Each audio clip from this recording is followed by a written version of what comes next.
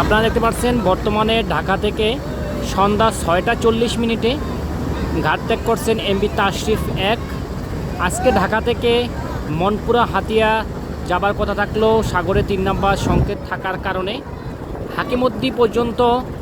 BIWT এর পারমিশনের কারণে হাকিমুদ্দি পর্যন্ত যেতে হচ্ছে তাশরিফ 1 লঞ্চকে। এবং আজকে ঢাকা থেকে বেতুয়া চরপেশন যাবার কথা ছিল এমবি টিপু 13 লঞ্চ, যদিও সাগরে বৈরী আবহাওয়া থাকার কারণে তাশরিফ 1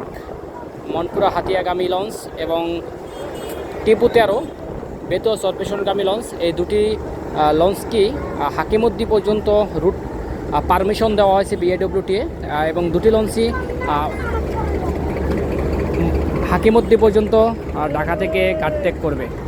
ইতিমধ্যে আপনারা দেখতে পাচ্ছেন যাচ্ছে এমবি তাশরিফ 1